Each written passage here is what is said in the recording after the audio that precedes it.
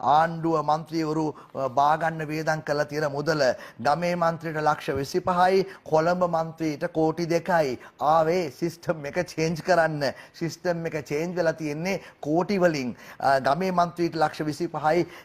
කොළඹ මන්ත්‍රීට කෝටි 2යි කමක් නෑ ඔන්න ඔය කීයක් හරි හොයාගන්න කියමු මන්ත්‍රීලට අර කමන්නේ අවුරුදු 7න් 7ට විතරනේ මේ ඡන්දය ආවේ 7න් 7ට ඒ නිසා මන්ත්‍රීවරුන්ට කීය හරි හොයාගන්න කියමු ඒ පැත්තෙන් මේ පැත්තට ලක්ෂ 25යි ඒ පැත්තේ මේ පැත්තට කොළඹින් නම් කෝටි 2යි ඒ නිසා රිසල්ට්ස් එන්න කලින් කිව්වේ නම් හොරු එක්ක නෝ ඩීල් නෝ සන්දාන ප්‍රශ්නයක් නැහැ ස්වාධීනයනේ ඒ නිසා ප්‍රශ්නයක් නැහැ හැබැයි අගමැතිතුමිය කිව්වා වගේ කතාවකුත් මතකයි ස්වාධීන වෙසින්